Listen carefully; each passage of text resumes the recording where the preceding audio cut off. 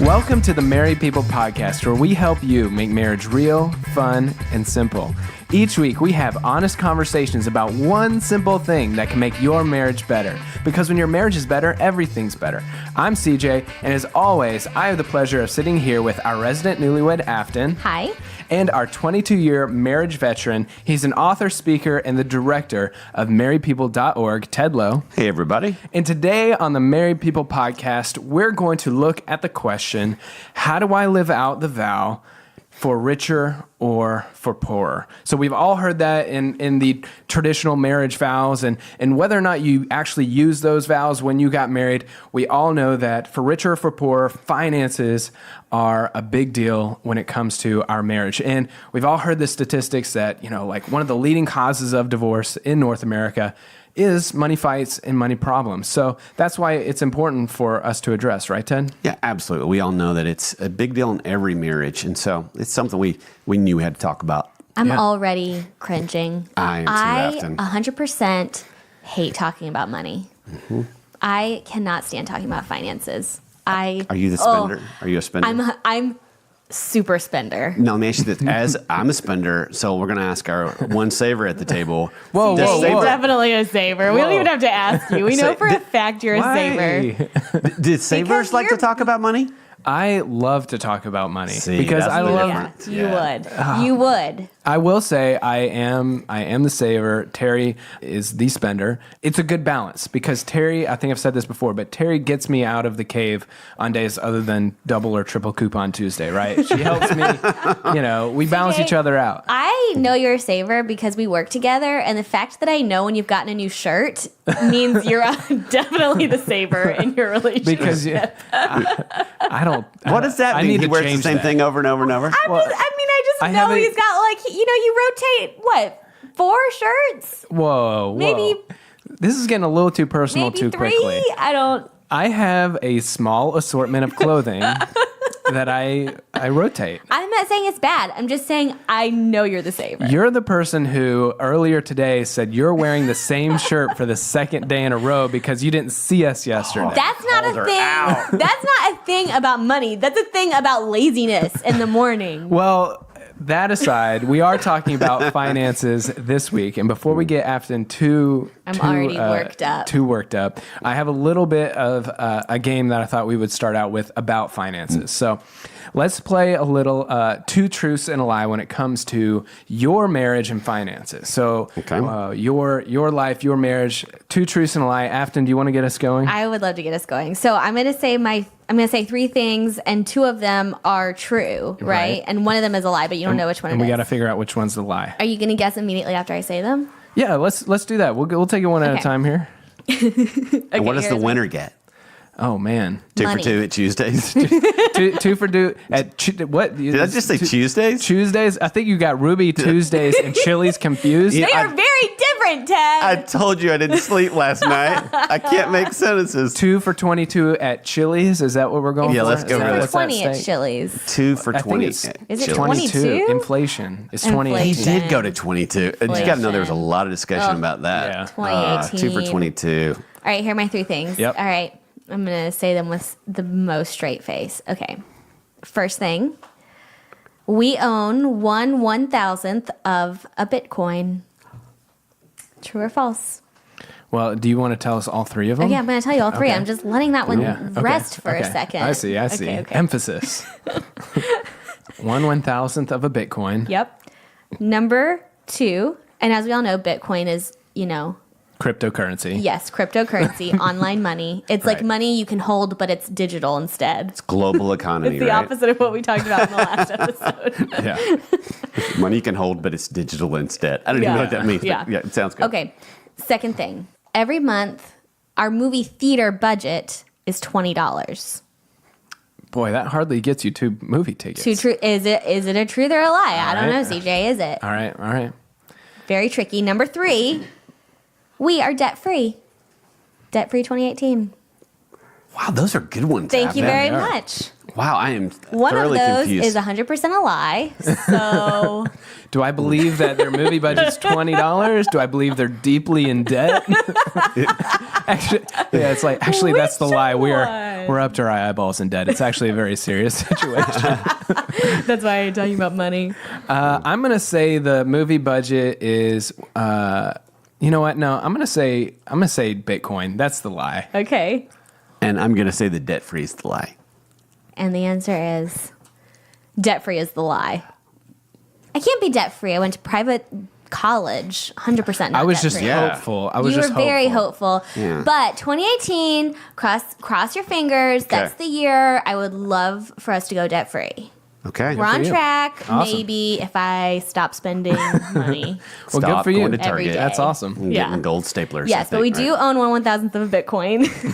That's fantastic. What are you We put like $10 into a Bitcoin. So hopefully it turns into 20. Good for you. Yeah, there you go. And then you 22. cash that out and pay off your debt. That's right. And then I can pay for my movie going budget, which is $20 a month because we have this thing called Movie Pass, which lets you see unlimited movies basically for $10 a person per month. Robert, our producer here, turned me on to that. I got to tell you, Movie Pass is the best thing that's happened to me since the birth of my last child. Best financial investment I've ever made. And we're not getting any throwback from this. Yeah. You're gonna think there's a catch. You're We're gonna not think we're there's not a catch. sponsored by Movie Pass. We have, Or honestly, Chili's. I bet you I've seen in the 2 months we've had it, I bet you I've personally seen, not to mention my kids, 10 movies. Yeah. Wow. You can go every day. Oh, and I feel like I've wasted the day when I don't. Yep. That's how Hudson feels too. It's like milk going old in the refrigerator. Yeah. Yeah. yeah. All right, Ted, So, you want to yeah. go next? Yeah, I'll go next. Okay. One, we don't buy each other presents. Two, I use software from 2002 to manage our finances. Very believable. Three, pretty believable. we once got into a fight about me buying too many shoes. Oh man, What was the first one again? We don't buy each other presents. I'm gonna say that's the lie. I feel like you've talked about some of the things. I mean, I know he's. You're trying to go back into history and I see if don't you know. can prove one of them I know. wrong. Yeah. I'm just gonna guess. You don't buy. Yeah, the lie is that you don't buy each other gifts. Okay. I'm gonna guess the lie is you use software from 2002 to manage your finances because I just don't believe that a software could still be in existence that long that worked. Afton is correct. Oh man. Afton is correct. Well, I don't manage our finances. Nancy does, and I have no idea what kind of software she uses to do it. Oh man. No idea what software Yeah. she uses. That's a pretty good point. She could be using hardware for all I know. I don't know. That's amazing. Those were good ones, Ted. So you guys don't buy each other gifts. No, that's their true. Oh, that's your truth. That's the truth. Yeah, we just don't like for Christmas. We went to New York for a vacation, so we're like, let's let that be it. So on Christmas morning, you don't open something from Nancy? No, but I make my children who make money from things buy their mother a present. Yeah. So she gets a present, but I don't get in trouble for buying what she did. Mm-hmm. She did buy me 10 boxes of Raisinets, or the kids did, to go to the Movie Pass with. Raisinets. So I saw That's this big good. box under there, and I was like, what are you doing? You know, That's she's like, good. trust And me. we are sponsored by Raisinets, right? I wish we were. It's the Lord's candy. I love it. All right, I guess it's my turn. All right, CJ. All right, so here are my three, and they are a little out there, but Okay. A little out there for CJ is regular out there for everyone else. I think you're going to Regular be out there. surprised, and you're going to think, oh, he's just trying to make, he's just trying to be out there. But all right, my first one is we have a budget meeting every weeknight to discuss the day's purchases and expenses. Sorry. Every so weeknight, Every day. not on the weekends because Every we're usually weeknight. together. But You're every making that one sound very weeknight believable. Okay. we talk about every single day. But it's might be 30 seconds because the only thing we Right. bought was gas. So every single day, you just have like a little mini meeting about your Like, expenses. all right, what do we need to put? Add And to the everyone's budget? 100% truthful about them. Okay, got it. My second one is buying a ticket to space is one of our long-term financial goals. Okay. That's okay. You're right. That's out there. That's outer There. space there. My last one is Terry and I have a cosmetics line item in our budget. Did you get all that? Oh, I got it. I mean, yours are the longest phrases. I think those are the best. Okay, hold on. So, sorry, the first one was... Budget meeting every weeknight. Meeting every day. Ticket to space is a long-term financial goal. Yep. And then we have a line item, cosmetics. Terry can put whatever she wants to in that. Outer space is the lie. Because I don't even think that's a thing yet. I don't even think that's a real... I mean, maybe in 25 years you can.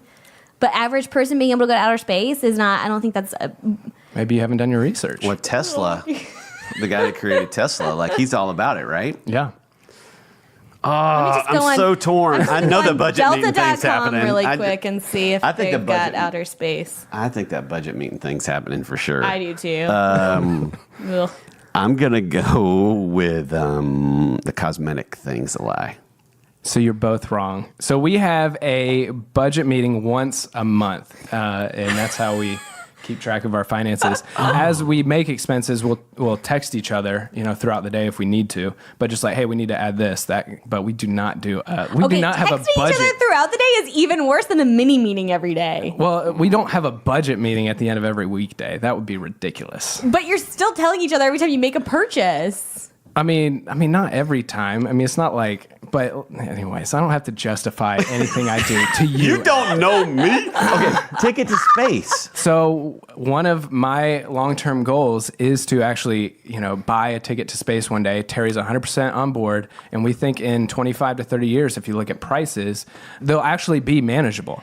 So are you going to go and land on a different planet, or you just kind of orbit around them? Maybe just orbit around. Right now, today, a ticket to space is about $250,000. So 25 to 30 years from now, they might be like $10,000. Who's going to space right now? Who's going to space? Lance Bass. You can buy tickets to space. I think I did hear him say that. That's what he's been doing. Yeah.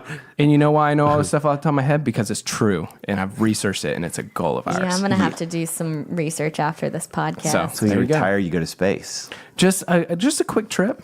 I love that. Finances impact all of our marriages, and they can either bring us together or they can drive us apart. But I think we could all agree that either way, whether you and your spouse handle money really well together or not well together at all, it's still a challenge. Getting on the same page about your money and finances is a challenge, whether or not you have two nerds, two free spirits, or you have, spender, savers, however that combination looks. So that's why, Ted, I'm so excited about today's interview. Tell us what that's all about.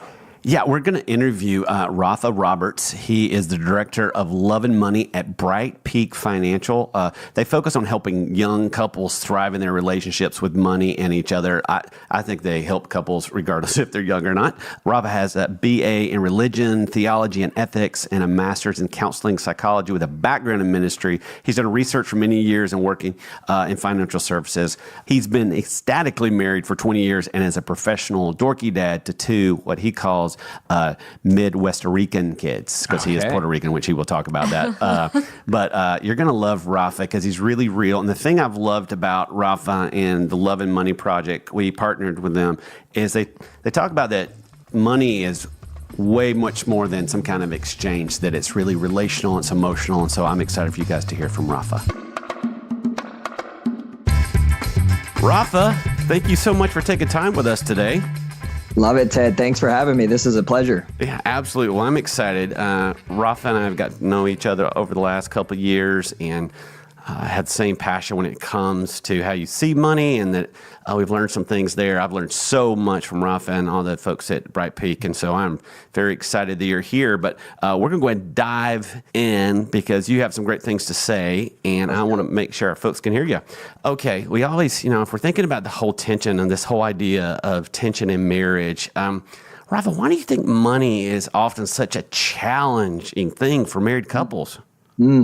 Yeah, I mean, it's funny. There's no question it is, right?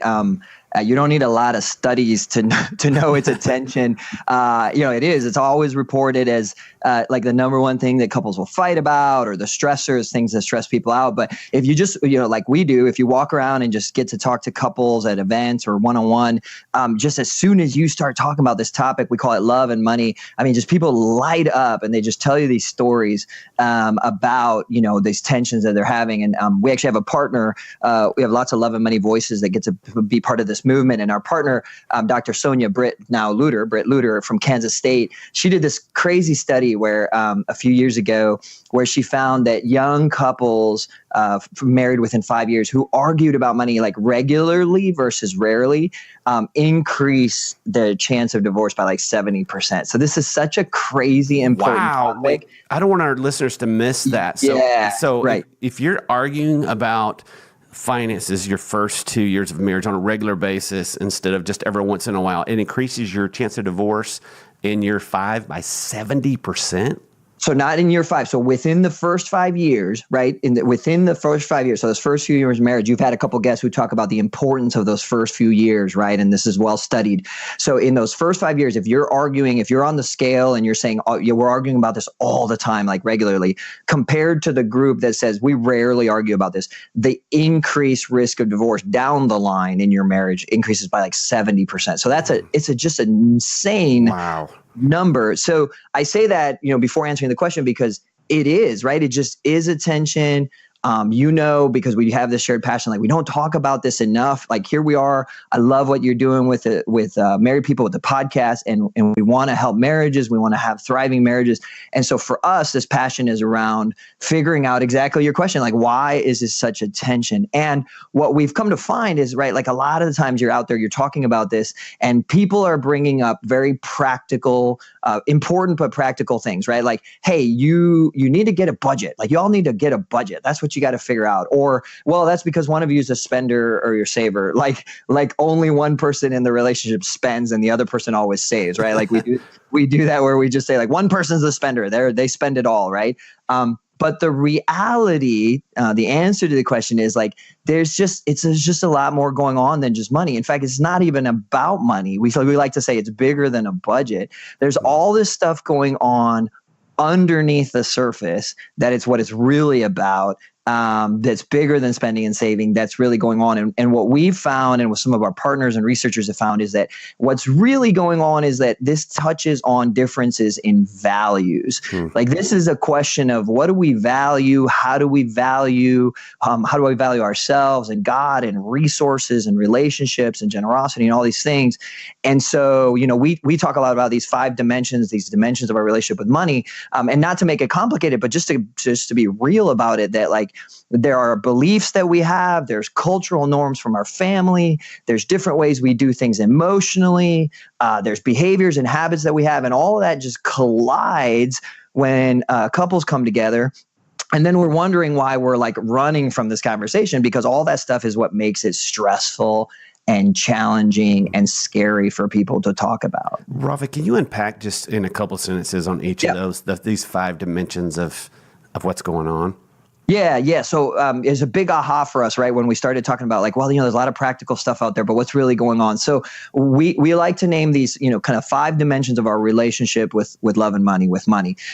So there is spiritual, cultural, emotional, behavioral, and practical things going on. So in a nutshell, right, the spiritual piece is where we like to start, because this is where it's the deeply rooted beliefs and values that I've developed. Like, so this is like, what do I believe about God and resources and with what we value and how we put our value in things or money or helping others. And so that's one component, right? Like this spiritual relationship we have with money.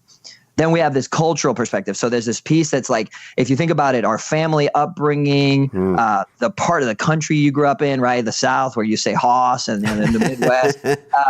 And so for me, like being a Latino and just having all the stuff that comes with that relationship, or, what church tradition you grew up in, all that stuff shapes, your thoughts, your values, and all the things that the cultural norms, right? And then there's this emotional part, right? So everybody's different in the types of emotions. And are you anxious? Are you an extroverted person when it comes to money and sharing, or are you tight and stressed, and how do you react emotionally? And then of course the things we kind of understand more, like behaviors and habits. Am I good with my habits? Am I good at setting goals and following through, or am I kind of just like not good at that? And just practically knowing the right things to do. And so we don't like to overcomplicate it, but there's just all this stuff going on.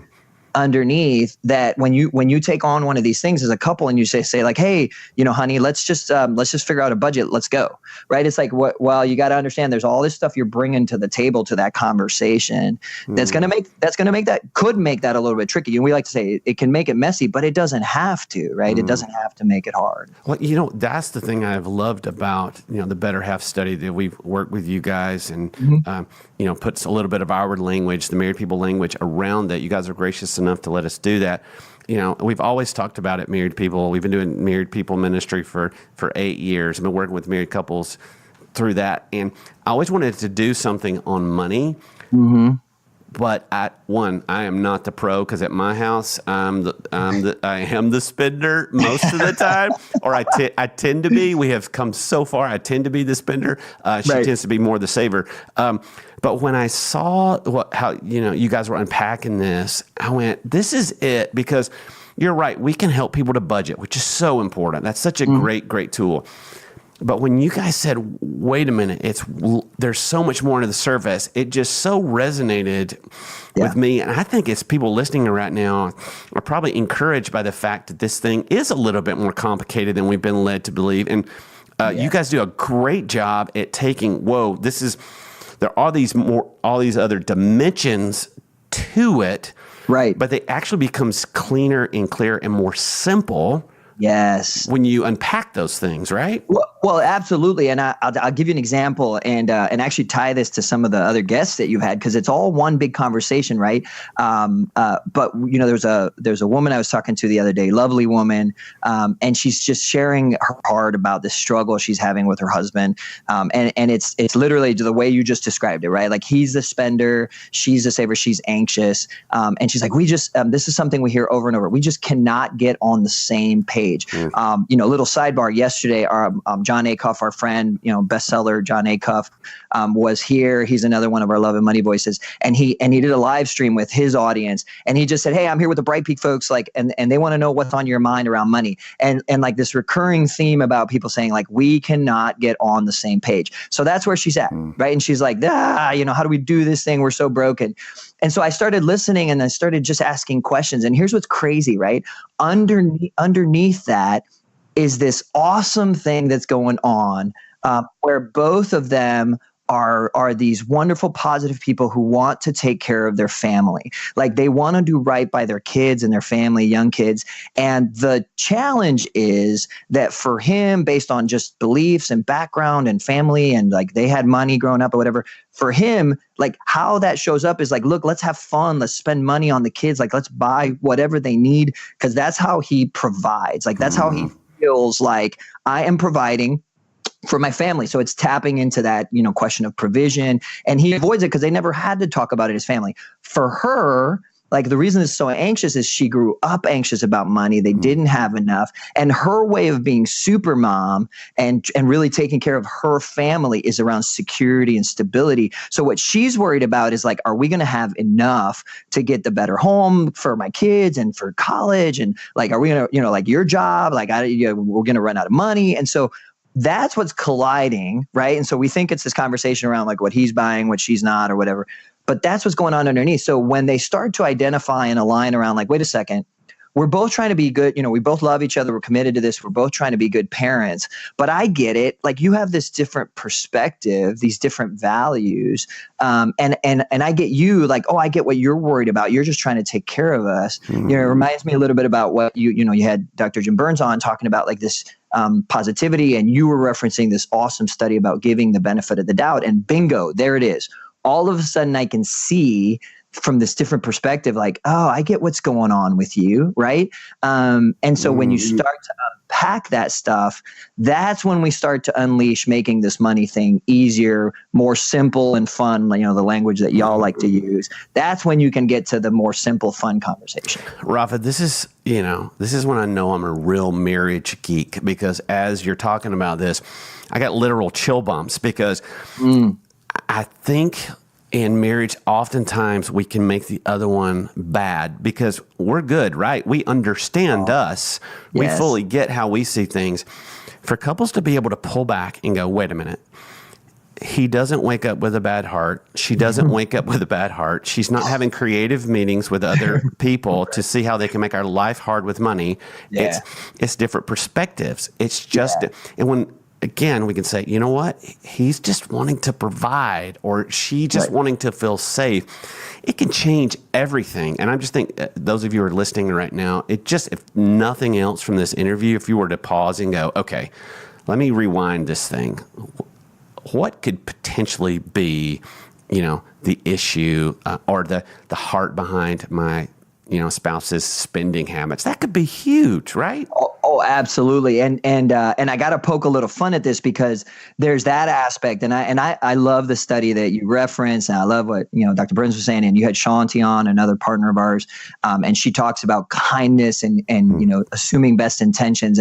And literally that's at the core of everything that we do is just coating yourself with gratitude and generosity. And that's such a big part of the story. And we can come back to that, but I got to poke fun a little bit of it at this because if the listeners are there, they're like, yeah, there's other sides to this story too. And sometimes what I see in this different perspective is that, we're not only unwilling to give that benefit of the doubt, but we can't see clearly, how close we are to our own way of thinking. So I give some guys a hard time, and it happens to be guys here because, a lot of times you get this stereotypical like, oh, she's spending all this money on little things or whatever. And around here, we're in Minnesota, very outdoors group of people being outside, fishing, hunting, playing, biking or whatever. And I'm always cracking up because people are like, she's buying this stuff and she's spending the money or whatever on these little things or, whatever, a pair of shoes, whatever it might be. And then, these events come around like golf opens up or whatever. And the guy goes out and he spends several $1,000s on, a new set of golf clubs or on the golf membership. And I'm just looking at him saying like, hold up, buddy. Like, wait, hold up just a second. See, what's happening here is that what you value, you have no problem on. Like, that's not, you're the saver, except for when you spend, a couple $1,000s on that golf membership, right? but she's the spender because she just dropped, $35 bucks at DSW on a pair of shoes or whatever, right? And so I think sometimes it's like, it's yes, absolutely from that point of empathy, but also from that point of keeping it real and saying like, look, we all value something. We all have ways that we think the money should be spent. And that's where we made this commitment to come together and understand each other's perspective and then arrive at this point of alignment. Like, hey, got it. I'm going to be cool with that because this is something that you feel is important. This is what I feel is important. Let's navigate that together, right? And it's powerful. That's a great point, Rafa. So what you're saying, yes, we need to have empathy and try to understand where a spouse is coming from, but we need to try to understand better and deeper to go, okay, here's how I see money. Now, what about that is maybe not healthy? What about that is maybe not fair? And so it's just kind of understanding where we're both coming from. Is that? Yeah. Yeah, absolutely. I mean, I think this was another big eye-opening finding we had. So we're working with a couple people. So we're working with Dr. Galen Buckwalter. They now have a group called SciML. He was like the chief scientist when they built eHarmony. Crazy smart guy, wonderful human being. And we did some study to create our love and money relationship assessment. So we wanted to understand, like, can we quickly assess, 5 minutes or less, give people a sense of how they're doing in this love and money. So we went out, we looked at the people who were thriving. They're very satisfied in this when you bring money into the conversation of the relationship versus those who are not. And one of the key things that came out, there's a number of things that you would like nod your head at and be like, yes, absolutely. All our marriage stuff speaks to that. One of the things that was really interesting is how powerful being valued and heard came out. And so like literally like the person saying, I wish that my loved one, my significant other would value my input or just listen to my input as we do this. And so it gets to this question of like doing this together and interdependence. And you use the word fair, right? And I think that's such a big concept, right? Are we a team when we do this? Are we doing this together? Or is this a me versus you area? And like, hey, you do the money thing and I'll do this thing. Like, hey, you budget it and I'll spend it, right? And it's funny, but it's true, right? And like people ask us, one of the most common questions people ask us is like, hey, separate accounts or joint accounts, right? And what are they really getting at, right? And I love to do this. There was a woman here, and she was actually from a radio station, and so you would talk about this love and money thing, and she's like, yeah, I got to tell you, people always tell me their personal stories to the side, and she's like, I got to tell you, like, my husband and I, like, yeah, we run separate accounts. Everything is separate. And I said, honestly, there's a strategy around that can work. It's our shared money. It's our commitment. But here's my question is, are you doing it because it's a good strategy? Like that's where your spending money goes? Or are you doing it to avoid communicating and having to work it out? And she looks at me, right? This happens all the time. She looks at me and she goes, honestly, we just don't want to talk about it. We just don't want to work through it together. So there is that question that you said, like, hey, are we being fair? Are we equally committed to making this work and to just looking at what we each value and prioritize, and bring in our perspectives, not only our perspectives, but the stuff we bring from our family and all the stuff we're bringing, like putting it on the table, and working through it together. Absolutely.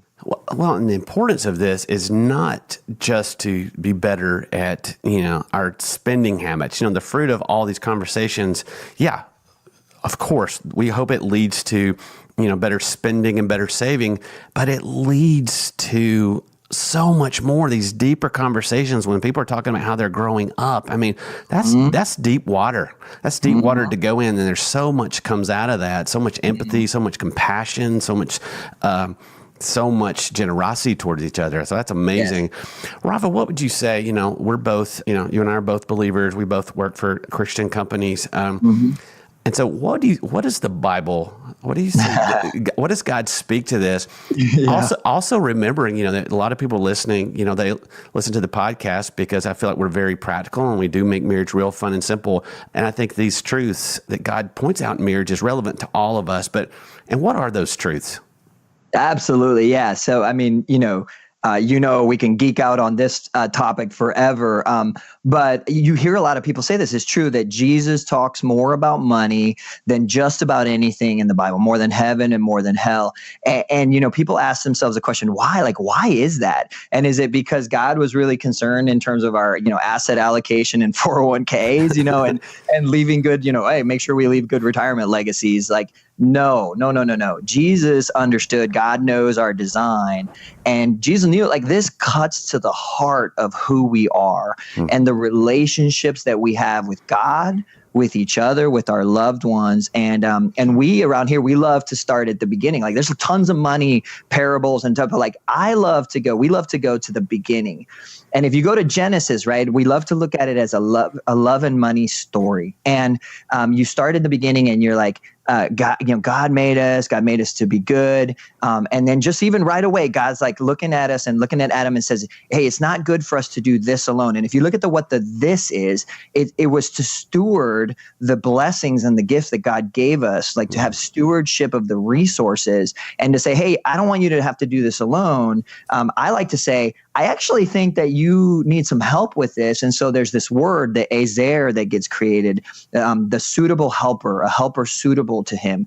And people misinterpret that all the time. But like, I think the best interpretation of that word is the partner, the helper, the rescuer. That word is used with God a lot. And what happens is this partnership gets created and it's literally suitable for him, like complementary to him. And so, hey, you're going to steward, you're going to do this journey together. And what happens right away is like, it points to this, like this condition that happens, and it happens in Genesis and it happens with us today, where we start to question everything. We start to question whether we're good enough, whether God's good enough, whether God's trustworthy. Can we trust each other? If you break down the story and you look at it, like they start to say like, wait a second. Well, I mean, I know you're okay. I know you're all right, but like you could be better. Like you could know good and evil. Like you could be more powerful. And so we start to want for more and start to feel like I'm not enough, right? And I think it's so important to start there, because at the core of these conversations is this question around, am I a good enough dad or mom or wife or husband or friend or believer or, volunteer? And so we start to play that game of comparison and feeling like we don't have enough.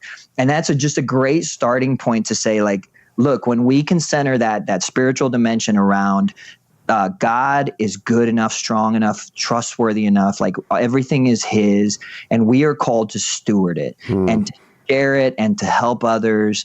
And we are called to do that in partnership, right? With somebody who, by the way, is a compliment to me. And so, yeah, you know what? She is different and she does have different strengths and skills. And that's an awesome design to do this better. So I love to look at that story and say, hey, there's a biblical truth. And when you fast forward all the way out to Matthew and to Jesus' words, Jesus talking to people. And I love that it's like in chapter 5, he's going through the Sermon on the Mount and he's giving all these principles. He's like, hey, I know y'all Googled like the top 5 laws that you should follow, but it's deeper than that. There's more stuff going on. Like it's about your heart. And it moves into the section around generosity and taking care of the poor, right? It's moving right into this like cut into the heart of the matter. And it looks like it's about money. And that's when he says that, like, hey, you cannot serve two masters, right? In Matthew 6, you can't serve two masters. Like you cannot love God and love money, right? Often the worst quoted verse in the Bible is like, money is the root of all evil. That's not what it says. The love of money is the root of all sorts of evil. And so we're in there where he's calling out, like, here's the deal. Like your heart has to be right with this whole deal about money and the role that it plays. And then finally, it culminates in Matthew 22, where it's like, okay, so what's the key commandments? And he's saying, love the Lord your God with all your heart, with all your soul, with all your mind. And we like to say like, hey, there's the multiple dimensions at play, right? It wasn't just like, hey, follow all the practical actions, but like, no, love God with your heart, your soul, all your being, with your mind. Yep, there's the practical and the cognitive, but there's more. And then love your neighbor as yourself.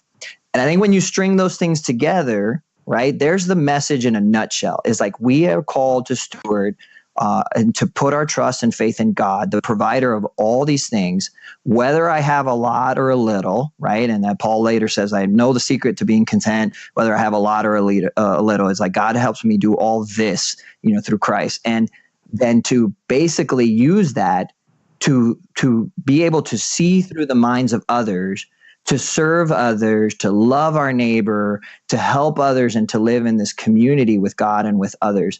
And there's a lot there and a ton of parables behind it. But to me, that's like the story, right? It's that's what's going on with this money, and that we're focused on not enoughness and on more will make us happy and on comparison and the partnership not working because we're different. And God's just looking at us saying like, come on now, right? Like, look at the story. Like I want something more for you. There's a bigger story going on. So it's not only deeper with our relationship with each other, it's deeper with our relationship with God. Absolutely. Right. That's at the core of it. It's like, asking that question of like, what is this saying about my relationship with God? And, and the parables around saying like, does God want us to abandon everything because he wants us to be poor? No, God wants us to put our trust in him. And to be able to look at serving each other and then, manage and do our money from there. So that's where the relationship starts. So it's a strong basis of that. All right, Rafa, it's so funny. Almost from the first conversation you and I had, we just have got really real with each other and laughed and kind of talked about imperfections or things that we're learning. How does this play out in your own marriage? It's an amazing story for us. And it's a privilege to be able to work in this area because even back in, counseling school, grad school, they teach you about the wounded healer and the fact that if you're going to be a good coach, you're going to be a good counselor, you have to understand that, hey, you're broken, right? You're broken too. So don't pretend to be perfect. And we definitely around here don't like to tell people we've got this all figured out. And so my wife and I, we've been married almost 20 years, which is awesome. We have just a great relationship. She's a blessing to me. And it's funny because like everybody else, this was an area that was a challenge for us. It has been a challenge. And for me, what was interesting is when we came into the relationship, I was a person who came in with a story where, I grew up in Puerto Rico. We moved around a lot and my parents like had money, but we always lived for me from this perspective of scarcity. Like, where my early memories are about like, tightness and not having enough and just this security that came from knowing like, okay, well, do we have enough money? Like, why am I wearing all this cheap clothing and kind of getting made fun of, right? Do we not have enough money? And her story was different. And so when we come into the relationship, I found myself for many years automatically always questioning whether we had enough, right? It was always like, I joked once at an event, I said, my wife came home with this little thing from CVS, right? And it was literally like a necklace from CVS. And like at CVS, they don't sell anything bigger than $10. So like, I shouldn't probably be panicking. It's like a Walgreens or whatever. But here I am, like I just see any purchase or any receipt and my brain, like the alarms start going off. It's like, money's being spent. Oh my Lord. You're like, watch out, money's being spent. We're to the poorhouse. Okay, well, I guess the kids aren't going to college. Like, I guess that's it, right? Like, I will homeschool them all the way through grad school or something. And it's like, I've had to learn to realize like that's just been my automatic reaction from, upbringing and from just challenges and just being able to start and center myself in two things. One is like, hey, you're okay. Right? God has provided. We are so blessed. We have enough. We have more than enough. And then the other, which we've already talked about, is like, for me, a big change was starting to understand that benefit of the doubt from my wife. And just saying, Kelly, my wife, like she's amazing at so many things. And when I could start saying exactly what you just said a few minutes ago, like she's not out to bury us or to spend us into the poorhouse, or she's not doing this to sort of trigger me or because she's completely unconscious about our plans. Actually, what happens is Kelly's way more organized and she's got a way better memory than me. So she remembers the plan that we made. She remembers the budget. She's actually plays a big part in it. She's really good with finances. And so she's got a handle on it. She's not stressing about it. Right. And so I have to just remember like, wait, hold on. She knows something that I've forgotten. Wait, let's pause on that. Is the tweet of the day. She knows something that I've forgotten. I have forgotten. That is the story of my life right there. I am telling you, right? And so she's so gifted at that. And I'm like, oh yeah, right? And so to just be able to reach that spot now where, the biggest thing that changed wasn't, I'll be perfectly honest, it isn't that those thoughts don't come up. It's what I do with that. You talk a lot about choice and choosing your thoughts and choosing behavior and just choosing to say, hold up, let me root myself in some truths. Let me remember where these come from and let me focus on her and what I know to be true. And by the way, even when we're having disagreements or discussions, right? Because it's like, we don't always agree. But when I come at it from that perspective, guess what? These money conversations are easier. They're not scary. We can have them. We've seen lots of couples get to the point where it's like, hey, we're an open book about this now. Like, we're not afraid to have these conversations. Yeah, I totally agree 100%. Nancy came from a scarcity mentality, and I came from a surplus that didn't know how to budget. Those two things got married, and so you can imagine the things there. But it took us a while to really land on that. I was. My mom passed away when I was 10. And so one of the things that we learned to do is retail therapy, purchase things. And my dad, like you're saying, buy big toys. Like my dad bought us, before they were banned by the government, bought us 3-wheelers.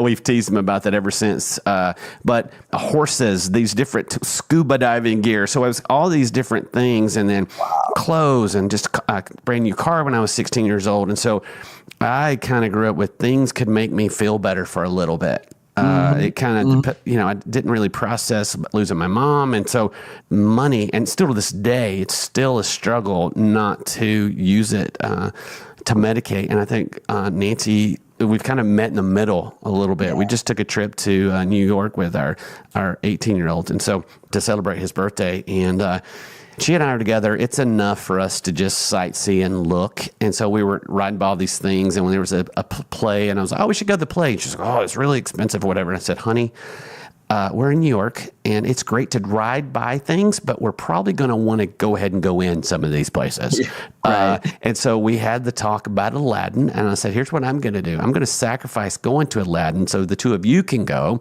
and go with my brother's wife and his daughter. And they had a great time. And she said, and my son said, both said afterwards, said that was the best part of the trip. But that is something that I've had to encourage her, that somewhere is in the middle.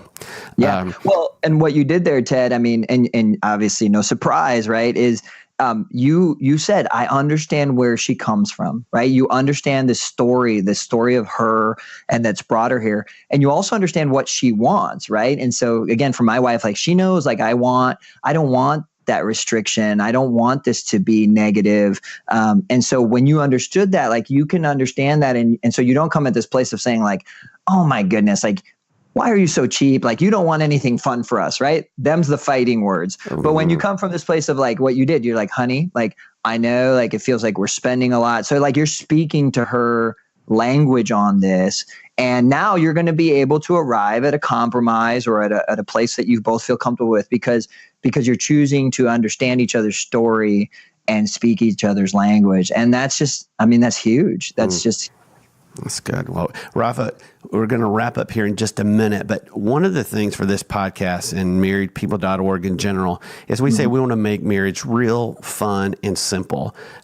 We've talked about a lot of deep things, you know, the 5 different dimensions that scripture, the different, you know, spending styles and saving styles, those different things. Right. If somebody's, you know, listening to this on the way to work or they're going for a run and they're hearing this, we're going to point them at the end of this to some other resources so they can dig deeper. But if they were just to do one really simple thing this week, when it comes to this whole idea of knowing that money isn't just about budget, because here's the thing, like, you guys have got great budget tools. They're phenomenal. What you guys do that's unique to, I feel, than to other resources is to really focus on the relational part. So what is something that a listener could do, one thing that they could do this week to get a little bit more clarity about what's really going on with money in their marriage? Yeah. No, it's a great question. And I love that perspective that y'all simplify it and say, hey, let's do one simple, maybe even fun thing. And I think my answer to that is going to be is something that we go to a lot when we have to have a go-to, for audiences or for couples. And that's that I would say to the listeners, go home, or if you're listening together, ask yourself this question. Say, hey, tell me about one of your earliest influential memories of money. Like, just tell me a story about, childhood or growing up or college or whatever time frame that stands out as an influential memory of money, and have a conversation about that. And here's why, Ted, because it's a really easy conversation to have. I mean, we've seen people do it in big groups and small groups. It's a really easy conversation to have because you're just telling a story, right? You just did it there. You talked about your upbringing and her upbringing. But the second thing that's happening is you're tapping into some ahas and some truths around, like, why that story and why did that come to mind? And you're learning about each other. So all you're really doing is you're gaining a little bit of awareness and appreciation about their money story. And what we find, without doing anything else, that one simple thing, we've had people, crack up laughing or start crying, or we've literally had people gasp out loud. That's why you do that. And I would just recommend that maybe just, be prepared. Don't do that. Don't say, that's why you're such a jerk with money. Yeah, don't do that. But just listen and ask follow-up questions. Kind of say like, hey, what do you think that shows up today? Or what do you think about that? So when we learn a little bit more about each other's story, then we can start to really tap into working together and being better together, and just having that empathy and everything else that we're talking about, and have a simple and yet, dare I say, fun money conversation that really can get you started on a better relationship with money and each other. I love that. All right, Rafa, what happens? What have you seen happen when couples get more clarity on how money is impacting their marriage? Yeah. I mean, the effects are powerful. This is something where, obviously we do a lot. You talked about it. We have free budget tools. We have financial products. We're a not-for-profit, Christian member organization. So, we give money back through our products. So for us to shift mindset and say, hey, great, these products are all helpful, but what do people really need help with, and go to this relational piece, was a big mind shift for us a couple of years ago. And yet, we found it to be working so well. We even went out and tested it. Like we worked with Dr. Britt Luter at Kansas State. We got 13 couples and we had them go through. And what we found by opening up these conversations and doing activities and just having some fun with this, but really learning about each other and all these multidimensional things going on, we found the participants overall, they found better communication around the topic of money.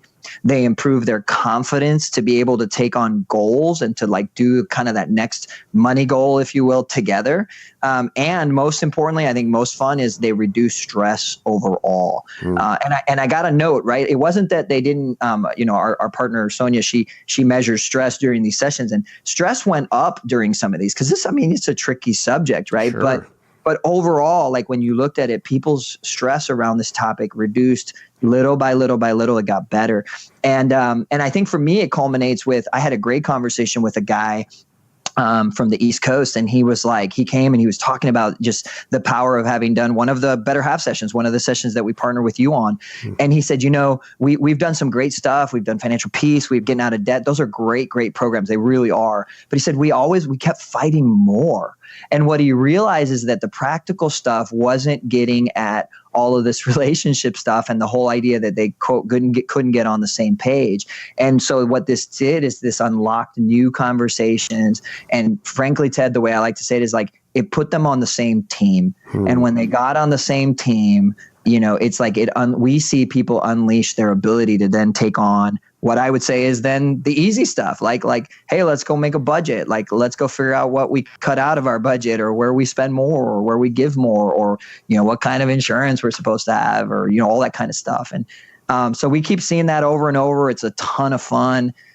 It's one of the reasons why, partnering with people like you and Relevant Magazine and Shanti, a video series that we're releasing in May on men, women, and money. And just we're all in on helping your audience, our audience, just take this different approach, because we want to change the conversation around money. We want it to be something that people see as a way for God to really bring truth and blessings into our lives and our communities. And it's a lot of fun to partner with y'all to do it. Well, you guys have definitely changed the conversation for so many couples, and I'm so thankful for that and your team. Rafa, thanks for taking time today. I know you guys are busy folks, and send our love and thanks from married people to your team, and I'm sure we will connect up really soon. But thank you for doing what you do, my friend. I know you could be doing a million other things, but I can't think of anything more important than what you're doing, so thank you. Thank you, Ted. It's just a pleasure and an honor to be able to partner with y'all, and keep up the great work. I'll keep listening. Thank you. Thank you, sir. Bye-bye. Bye. Well, Ted, that was an awesome interview with Rafa. I'm so glad that you brought him to the table. That was an awesome discussion, and it just reminds us that money is not just this black and white thing. It's deeper than that. And money can be a catalyst of connection or disconnection. Right. So as we always like to do, Ted, we like to boil things down to one simple thing. So I know that was a lot of information to process, but when it gets down to it, what do we need to take away? What is the one simple thing that we can do this week? Yeah, I think we're just following Rafa's lead. He let us know that. He said he felt like one of the best things that we could do is just start the conversation of money. And the question you'd ask your spouse at some point this week is, what's one of your first memories of money growing up? What was one of your first memories? Yeah. In fact, let's do that. Afton?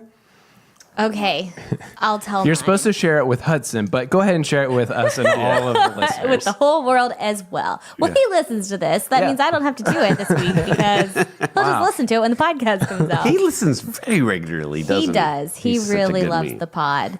Okay. The pod. The podcast. Okay. Okay. Yeah. It's just slang, CJ. Oh, okay. Okay, this is like not really like the first time I remember talking about money, but the first time I remember kind of like addressing money in our family. I might need to do like a disclaimer if there are like kids around, maybe just be careful. Okay, I'm just doing a quick disclaimer. That's good. Okay. Safe for the whole family. Safe for the whole family, but like I don't want to ruin anybody's magic. Yeah. Okay, because the first thing I remembered telling my parents about money was, I think the year was like 1999, and it was Christmas, and we got beep, beep, beep. Warning, parents, we're about to talk about parents. Christmas. We're talking about Christmas, parents. The Real big quick. happy fellow. All I'm saying is we got a Gateway computer, like the one that had like cow print on the outside of the box. And I, as like an 8 or 9 year old, came out and I saw the computer and I looked at my parents and I was like, I know Santa has to be real because there's no way we could afford this computer.